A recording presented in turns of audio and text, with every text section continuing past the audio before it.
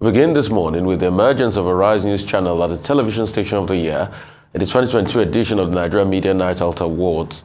The station also won 3 other categories of the award. The winner is Ruben Abati. Dr. Ruben Abati, Arise Television. This next award is for the Analyst of the Year on TV. And it goes to Arise TV's Ruben Abati. Congratulations.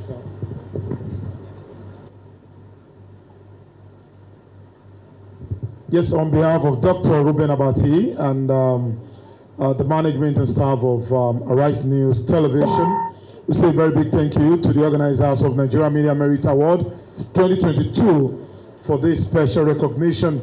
We know that the reward for hard work is more work, and we are going to do more as regards that so that we receive more awards in the coming year. Thank you so very much. My name is Oba Adeoye.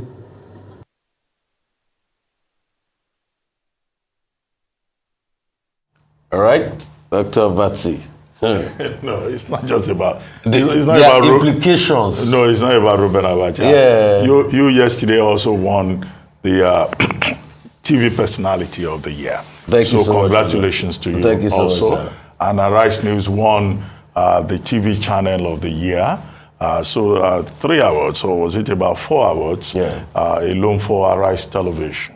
And I think that the person really, the person to congratulate is Nduka Obagbena, the visionary, the man behind the dream, the man who put all of this together, and who has provided an enabling environment for people's individual talent and collective talent to flourish. It takes an individual to come up with a dream, and for that dream to begin to flourish, and for other persons, to buy into that dream and, to use the opportunity that has been provided. And this is one of the reasons why I said, look, I would have been shocked if Prince Nduka Obagbena's name was not on the National Honors List. It was given the CON, and I think that was most deserved, well deserved. And so this same year, you have Arise Television winning 3 different awards. Again, it's also an award for 4, in fact, yes. 4 TV Station of the Year. Yeah, so I'm right. So it's also about the team that we have here. There are many of our colleagues here, including the man that is looking at me and smiling, the man on the teleprompter, the floor manager, the producer of the morning show, Ozio Okoli, and Ikenna, the producer of This Day Live, Charles, and everyone, that is part of the team. And those ones in the gallery who are always saying, Dr. Abati, sit properly. Dr. Abati, drop your phone and look into the camera. So it's teamwork. It's teamwork. We're sitting here, we're just the final, public face of a whole operation, backstage and front stage, that you get to see. And every morning, we are encouraged to continue to do this. And thank you very much, the organizers of the Nigeria Media Night Out Award for these 4 awards. I mean, we just sit here every morning just to have fun, all of us. We have a family here, the Red Bull gang, and don't let me disclose. Bullet gang. Don't let me disclose family secrets. Bullet gang. We just, are committed to making Nigeria a better place, and we make our own contributions, depending on how other constituencies analyze or interpret what we do. But it feels good to be appreciated. Thank you very much, and thank you, our viewers. I mean, you are the ones who are responsible for this. Yes. You tune in every morning, and you make this station, Arise News Channel, what it is. Thank you very much. Thank you. This is all for you, and thank you so much, Dr. Abati. There are implications. Right. President Muhammadu Buhari will today meet with security chiefs in the nation's capital, Abuja, to further review and strengthen security network in the country. Garba Shehu, Senior Special Assistant to the President, Media and Publicity, in a statement says the President who was initially scheduled to commission the National Agency for Science, Engineering, and Infrastructure, NACINI, New Technology and Innovation Complex, will receive briefs from security chiefs and interject on areas that need more attention. Meanwhile, Nigeria's police inspector, Kalibaba, has dismissed the travel advisory issued by the US, UK, and some Western countries to their citizens on elevated terror threats in Abuja as fake news. He appealed to the Nigerian media not to transmit such news stories, describing them as inciting, fake, and demeaning. The IGP was speaking at the inauguration of modern police stations in Delta, Edo State, in continuation of his infrastructural and capacity building drive to motivate personnel towards effective policing. I mean, a lot to talk about as regards this. Forget about all this international conspiracy and efforts to bring down the efforts of government. Unnecessary security alerts that does not have any meaning. And therefore, I also want to appeal to our media that you should not be used as tools of transmitting false news, fake news, inciting news that are fake, that are meant to bring us down. If you have any good intention and you see that there is something that is coming to harm me, why can't you come and tell me that, look, there is something that is coming to harm you.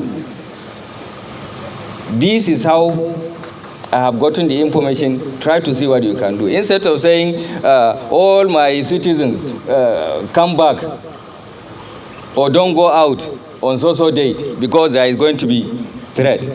You didn't tell me the security alert. You are in my country, or you are in my territory, or you are in my place. But you want to tell your people. I mean, it doesn't make sense. Be that as it may, be that as it may, we'll make efforts to douse it, and we are proving that what they are saying are not true. And even if it is true, we have taken measures to forestall it. Doctor, your take on this? Well, I mean, the police originally said that they were up to the task. They even launched a counter-terrorism simulation exercise. And in that regard, everyone thought this was in response to the alert, security alert that had been given by the UK mission, the US mission in Nigeria, and by other Western countries, Australia, Canada. And in fact, this weekend, we had Julius Berger even, saying that their staff should also take special precautions because of the security alert that have been given. So it's quite surprising to see that the Inspector General of Police now turns around to say that the alert is fake, even when the Nigerian police force had responded. However, the messaging process is missed. The messaging process keeps getting revised along the line because you will recall that, after the initial admission by some departments of security, particularly the DSS, over the weekend, what we are now getting from the police is principally the same message that we're getting from South Africa. Namely, that the local authorities should have been informed before the various international missions went out there to raise this alarm. Now, the question to ask in that regard, therefore, is what is the quality of cooperation, intelligence collaboration between Nigeria and these Western missions? Because in the past, we had heard that, look, global terror is an international thing, and that countries of the world are supposed to work, together, cooperate, collaborate, and coordinate together. The three calabash, as it is otherwise known, in the considerations. But so, what failed this time around? Is it that there is another motive behind it? Is it that the various missions refuse to first engage the local authorities before issuing their travel alerts? What is the standard in terms of bilateral relations in that regard? And why would, the various missions refuse to share intelligence? Is it out of an assessment that, the Nigerian authorities may leak the information or compromise the information? So there is need for further interrogation of all of this calculus. Now, again, in the case of South Africa, I had made a point last week that there may also be geopolitics involved. Is it that the Americans want to put some pressure on the South Africans to get them to make certain commitments in terms of the ongoing war in Ukraine, which seems to have entered a new phase with Russia now pulling out of the grain deal and further complicating the process and threatening food prices and weaponizing food. So there's no straight answer to this. The only straight answer here is that the Nigerian government has an obligation to protect its own people. The view has been expressed that where the security alert is meant for the Americans, is meant for the British in Nigeria, and that they have an obligation to protect their people. But under international law, under the principles of international law, the Nigerian government also has the right to protect everyone within its territory. It's called the R2P, the right to protect. And where you fail to protect, then of course, you have obligations under international law. That's a settled matter in international law. Okay, so let us leave all the arguments about, oh, you didn't inform me, you also have issues in your own country. After all, there is violence in the United States. The Nigerian government must take with the responsibility to protect everybody within this environment. And I hope that when the president calls that security meeting today, which we're told will include all the heads of the security agencies, it will include all the relevant chiefs of state, that he would again stress the point that the primary function of the Nigerian government under the Nigerian Constitution, Section 14, is to ensure the security and welfare of the Nigerian people. If people live in estates and they cannot sleep with two eyes closed, then of course government is failing in that regard. Under international law, the Nigerian government also has a responsibility to protect not just Nigerians, but everyone within its territory. And that should be the focus of government, to mobilize resources, to mobilize efforts, personnel, to make sure that everybody is safe and that there is no panic. What makes that even more important is the fact that we are in an election season. Professor Akinyemi on this program the other day was saying we live in interesting times. Well, the times in Nigeria at the moment cannot be more interesting. As Nigerians, are trying to see how they can move forward, beyond the last 8 years, how they can address the many issues that concern us. And security is at the center of those issues that affect us. Let nobody deceive himself. So the security we're talking about, okay, it's not even about the US, it's not about UK. It's Nigeria we're talking about here. So we can take the information from them and run with it and not, feel emotional about it. And then the other issues about diplomacy, about bilateral relations, the Nigerian government doesn't need to do drama out of that. All of that can be addressed to say, look, UK mission, US mission, if you want to issue statement, we are a sovereign state, engage with us first. Don't just go and put the information in the public domain and cause undue panic. All of that can be resolved at the diplomatic level. But the residual point is that we have to take a look at that information, not just dismiss it as a fake alert, and then make sure that we do our own due diligence and that we ensure that Nigerians are protected. So that tomorrow, the foreign missions will not turn around and say, but we told you. You people said it was a fake alert, it was a disinformation. Nigerian government just needs to continue to reassure the people that we will all be fine, that we will all be safe, and that nothing will derail these all-important 2023 general elections. I think going forward, I think the states and the security authorities should collaborate more. One, probably with the foreign mission, but I would say that with a pinch of salt, because it's not a case, I'm not sure they don't collaborate. And I think it's the way information cascades down. Let's state the facts. When this alert came out last weekend, the DSS didn't ignore it. The police authority started Operation Darking Gagawa as a reaction to this. The DSS and the Americans conducted a joint operation. Dr. Batsi, the first training in media, you are the guru. Eyewitness accounts can't be discounted. The chairman of the Estate Association of Trademore Estates confirmed that the DSS came in with some Americans to effect that arrest. I thought that had been denied. The chairman of the estate said it. The chairman of the estate, when Arise News, I watched it here on Arise News, when Arise News went to interview him, said it. But the Nigerian state has said U.S. soldiers were not involved. No, the soldiers, they could be American authorities, they could be American intelligence authorities. The first story was U.S. soldiers, but he said with some Americans.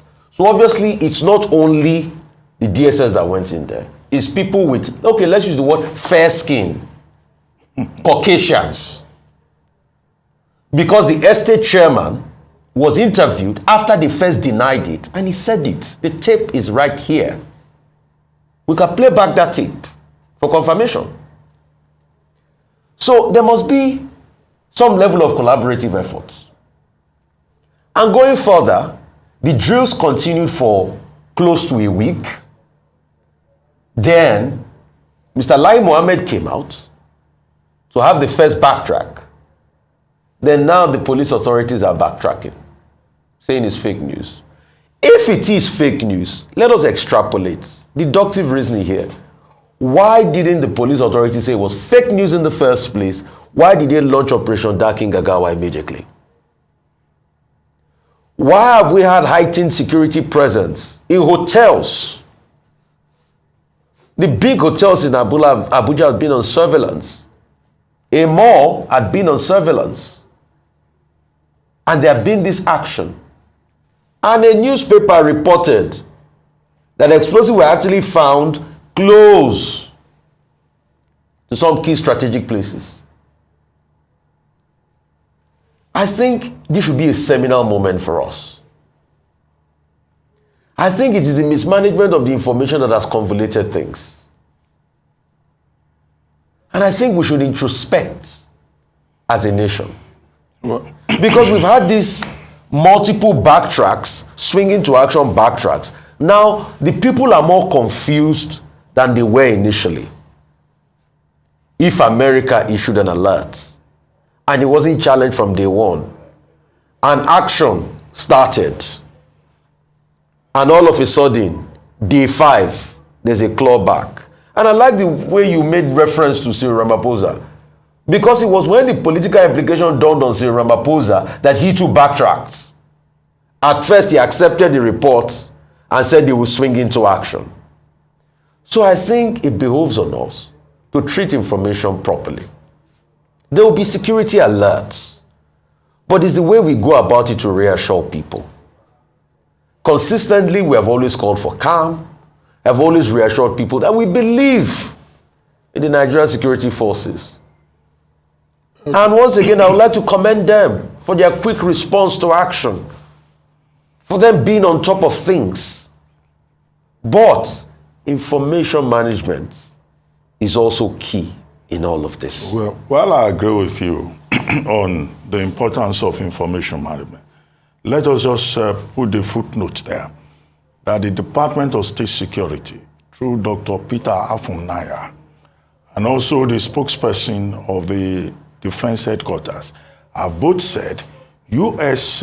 soldiers, American soldiers, or no foreign soldier has been involved in any operation on the basis of this security alert in Nigeria. The chairman of the Trademore estate, that appeared on television, well, it is his word against that of the Nigerian state. Yes. So it depends on who you believe between the two categories. But I thought, it's important to put it out there that the Nigerian state has said no foreign operatives have been involved in any security operations with regard to the attempt to keep Abuja and other parts safe or in the light of the recent security alert. We'll go to the next story. The presidential candidate of the All Progressive Congress, Asiwaju Bola Tinubu, stated yesterday in Akure that he had conceded to President Buhari to the honor to nominate his running mate, but the president declined. The statement confirmed for the first time speculations that made the rounds about the choice of the ruling party's vice presidential candidate. Tinubu, who spoke at the residence of a former leader of Afenifere, Ruben Fashoranti, also disclosed that he had doubted whether he would clinch the presidential ticket of ruling party at a time when Nigeria would survive the challenges to its unity. However, there seems to be a division in the ranks of the Afenifere as Fashoranti and some Yoruba leaders publicly endorsed Tinubu for reasons of his political antecedents. But acting leader of the group, Chief Ayo Adebayo, described the Akure declaration as diversionary. Adebayo said the group's endorsement of a presidential candidate of Labour Party, Mr. Peter Obi, was sacrosanct. Okay, a lot to talk about this, Dr. Bati. Well, clearly, what we can hold on to as substance is the fact that there is what looks like a division in Afenifere. Before now, the Afenifere leadership pointed out that they had endorsed Mr. Peter Obi of the Labour Party on the grounds of justice and equity, and believe that the Nigerian state should be a state that is fair to all parties concerned. We had on this program the General Secretary of the party, that's Chief Shola Ibisheni. And on this The Morning Show, Chief Shola Ibisheni confirmed that position of the Afenifere. I recall asking him, a question then, using the metaphor of, if your child's waist is misshapen, will you say because of that you put the beads, the waist bead on another child's waist? Okay, he said no. All of this is about equity and justice. But what we have now seen with Ruben Fashoranti's endorsement of Asiwaju Bola Tinubu is that perhaps within the party there are different tendencies. Ruben Fashoranti is father of the party. Chief Ayo Adebayo is also father of the party. And if you look at that event in Akure, it was attended by quite a number of prominent persons within the Afenifere. In attendance was Chief Shayinde Arugbofa. There was Bishop Ayo Ladigbolu there. There was Senator Cornelius Adebayo. Chief Bisi Akonde was also at that event. The governor of Oyo State was represented by former Deputy Governor Chief Lawal. And you had also, persons like Chief Omololu, who is the National Organizing Secretary of the party. But conspicuously absent was Ayo Adebayo, who has been quoted as saying he had no business being there anyway, because the position of the party was already clear, was sacrosanct. Okay, so it will seem now that you have two different positions within the Afenifere. However, the candidate of the All Progressives Congress was very excited because Ruben Fashoranti not only prayed for him, he laid his hands on him and also declared that you will be president in 2023. Okay, if you know the symbolism of that, that's clearly an endorsement. And then you have on the other side, Chief Shola Ibisheni, who was absent, and Ayo Adebayo, who was absent. So it will be interesting to see going forward, how Afenifere resolves this. Because clearly now, the group, the socio-cultural group, is advertising different tendencies within the party. But I'm sure that these are matters that can be resolved, and this is not likely to become another PDP internal wrangling, chaotic differences among key personalities. But what is more important is the fact that Asiwaju Bola Ahmed Tinubu at that meeting said he had promised perfectionity in March, yes, that if he got the nomination of his party, if he became the standard bearer of his party, he will return to meet Pa Ruben Fashoranti. And on that occasion, he was clearly given a charge. Chief Olufalaye was also there. And he told him, well, the key thing you have to work on is the economy. Chief Omololu told him that, well, you have always advocated for true federalism. You have your job cut out for you. You have to do true federalism. And he gave his promise that he will not disappoint them as a Yoruba man. So you may look at it and say, well, there's an ethnic signification in this regard.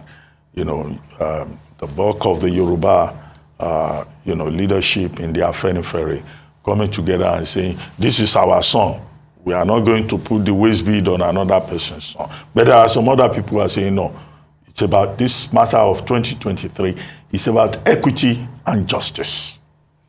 And then, of course, Asiwaju Bola Tinubu made a point about, okay, he has received very good support from President Muhammadu Buhari. Well, I thought he had to make that statement deliberately. After all, President Buhari is chairman of the campaign council of the APC. As a loyal party man, you will expect that after all that drama at the APC primaries, the leader of the party, the president of the country, will naturally support his own party. But what we're hoping for as Nigerians is that the process in 2023 will be free and fair, and that Yoruba land, whatever may be the choice of the leaders of the Afenifere, that Yoruba land will not become a battleground, for partisan reasons. But more importantly, whatever the leaders of Afenifere or other groups in Yoruba land, whether it's the Odua group or it's the Afenifere Renewal group, whatever it is that they think. I do not think that, the major pattern in the 2023 general election should be groupthink. We are not looking for groupthink. We are saying to every Nigerian that, look, that PVC, that card you have in your hand, look, it gives you power. It's not power that can be dictated by anybody, by community or by groups or many of these other persons. Either they belong to churches or mosques or to traditional groups. They too have only one card, one PVC. It's one man, one vote. So when you get out there on election day, it is up to you to make your choice. Don't say, oh, I will vote this way because I'm a Yoruba man. Don't say, I will vote this way because I'm a Christian. I will vote this way because I'm a Muslim. No. The whole idea of a democratic process is for every individual to be able to make informed choice. That's the emphasis. You see, the reason why I hate politics is just obvious. It's a very dirty, stupid, mud-slinging game. In the late days in the month of September, when the Afenifere group came out to endorse Peter Obi, the refrain from the Tinubu camp, Governor Akeredolu led the charge, was that Afenifere doesn't speak for Yoruba people. If Afenifere doesn't speak for Yoruba people, why this push for an endorsement by Tinubu for Afenifere? And I'd like to ask, so now that Afenifere has endorsed Bola Tinubu, does Afenifere now speak for Yoruba people? This is the same Afenifere that was discredited by the APC camp after it endorsed Peter Obi. Now, this same Afenifere is being celebrated. Now, we have divisions in Afenifere. The Ayode Bajo camp and the Pafashoroti camp. It was reported in one of the papers that Ayode Bajo called Pafashoroti and said, do not be part of this. But Pafashoroti is an elder, so if anybody running for president says he wants to come and see him, he has a right to go see him. And he put his hands on his head and he prayed. And it was not only Pafashoroti that was there. There were other top dignitaries there, like you mentioned, Dr. Abati. So now the house is divided. Maybe for the first time leading up to election, Afenifere has endorsed two different people. The point I was just trying to make is that politicians will do anything to get the endorsement they want. And that's why you, the people, should go out there and vote your conscience. Because the same Afenifere that the APC and Tinubu camp said doesn't speak for the Yoruba people, all of a sudden now speaks for the Yoruba people because they sought and they got endorsement from another part of Afenifere. And that's why, please, the 2023 elections should not be about tribe. It should be about the issues. And what are the issues? The fact that all of a sudden the forex situation is so bad. The naira to the dollar now, I hear, is about 800. From over 100 and something in 2015 when this administration got in. Over 20 million out of school children.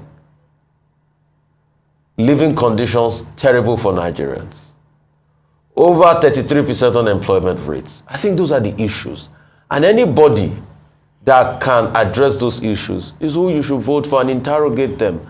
And not just anybody that can address it, anybody that has the character.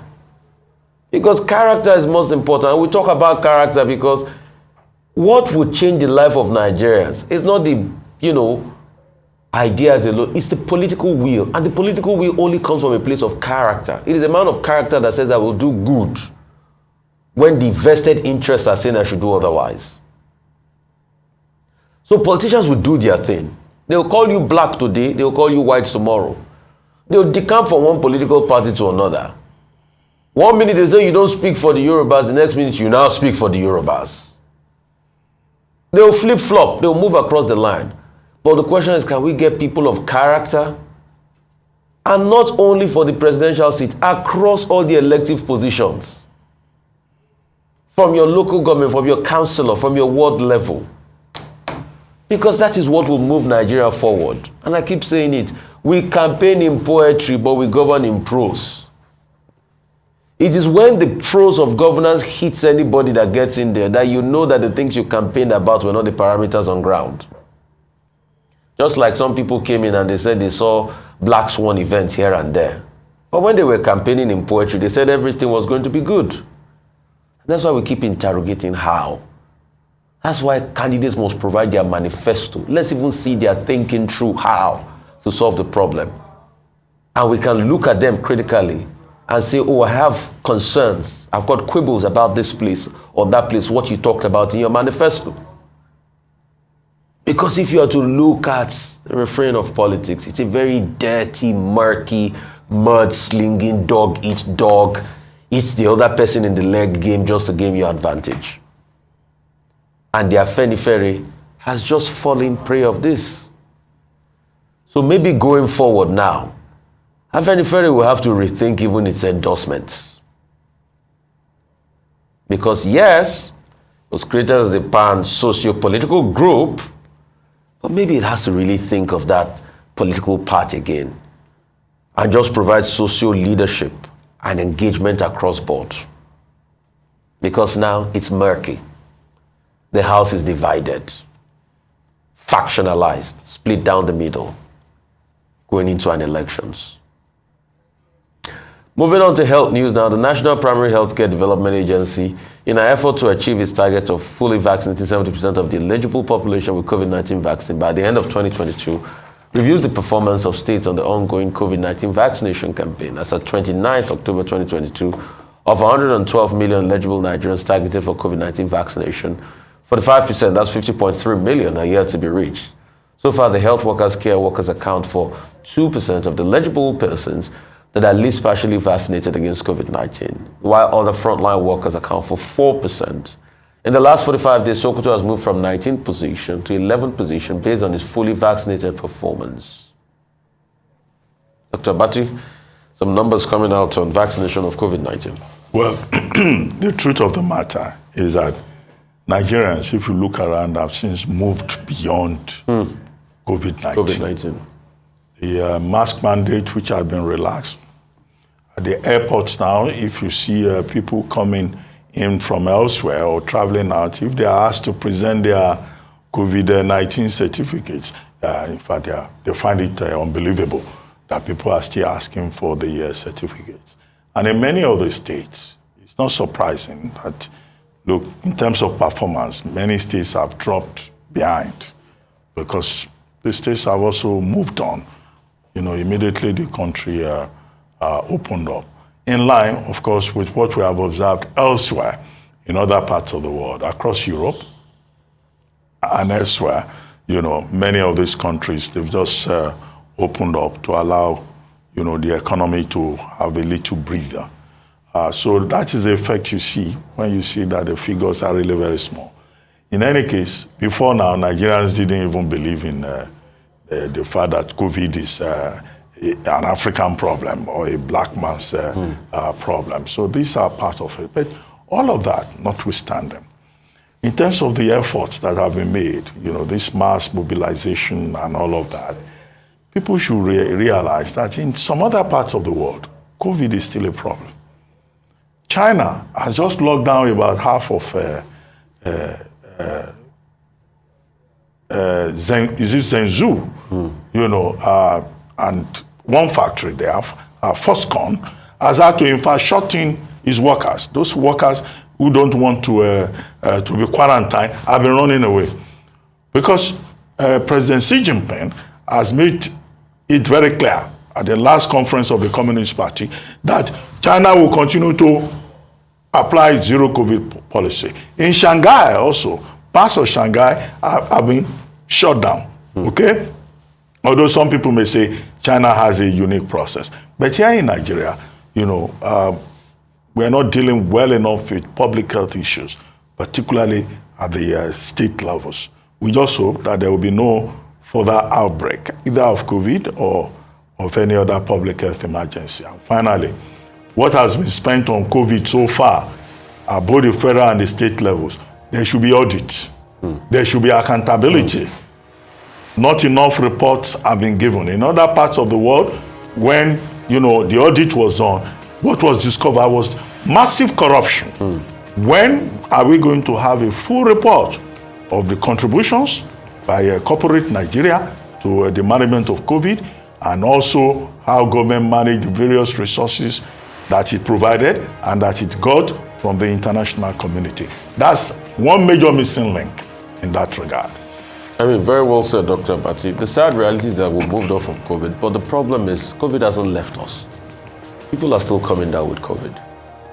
And we're moving towards a time where there's going to be another surge in numbers. Yes, the reason why people might not, you know, be affected as hard as it was the last time was because when you look at the zero prevalence, most people in this economy or in this state, in parts of Nigeria, has gotten COVID already. So by that, by default, your bodies are aware of the virus when it comes in. But that's not to mean that you should take things to chance, because there are lots of people that are immune compromised. And that's why this vaccination charge, you know, we should do more. We can see the work of the NCDH as regards the vaccination charge, but more should be done for vaccine uptake. And it's quite sad that states that used to lead the vaccine uptake charge has dropped. Lagos, for instance, has dropped the ball. Other states in the north are leading the charge. And please, we must incentivize people to take this vaccination once and for all. And also moving forward, how can we start preparing for the next pandemic? Because it will come. I'm not being a prophet of doom. Pandemics come in cyclical cycle. This is not the very first one. We had the flu in the early 1900s in Nigeria here. We've had many other flus. That vaccine production plants. Because a lot of song was made about, and dance was made about providing those vaccines in situ. The fact that we used to produce yellow fever vaccine here in the 70s, but we stopped. But have we started those plants again? I'm happy that President Muhammadu Buhari prevailed on some I think an mRNA plant should be started at some point in Nigeria so we can get ready and also use this as a buffer to be able to rekindle our pharmaceutical industry. You were very right, Dr. Abati. Where are all the medical beds? Where are all the, what is it called, the oxygen tanks? Where are all the life-saving machines, you know, the oxygen machines that were bought? Has this really fed into our primary, secondary healthcare sectors? Do we now have more ventilators in the system? You see, because we should never have allowed the COVID crisis go to waste. I thought that the COVID crisis should have been used to invest massively in the Nigerian healthcare sector. That was voted about the third or fourth worst in the world, like 2015 or 2016 or thereabout, 2017. I'm not sure of the year now, but recently you can check the stats. So it is time for us to invest massively. Use COVID as a linchpin to get all the monies into the healthcare sector. Nigeria still suffers highly for maternal mortality rates in the world, and making provisions available for the healthcare sector. So these are the conversations we think COVID, you know, ought to help us have. But are we there? We still likely have pharmaceutical dependence from other countries of the world. We are not making enough pharmaceutical products for ourselves as we speak today.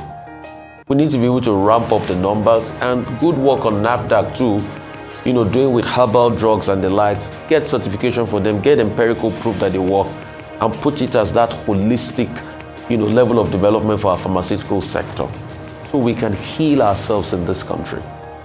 So there's a lot that we could have done with COVID, but as everything in this country, we've made it gone to waste. But I will always reiterate, Nigeria is a great country. It's abundant with a lot of possibilities. It's a rich country. Once we can get leadership and get our acts right, we will do a lot more. I see Nigeria being a beacon of hope as regards the healthcare sector on the African continent, but our leaders need to introspect and look inwards. And it's sad that one great opportunity we should have used to do that, now we don't have that. But the good sides of COVID, at least we had a lot of more private labs. Now we're more equipped in terms of medical sciences and laboratory sciences, you know, so we can only get better from there. So there were some gains, I should say, but holistically we could have done a lot more better.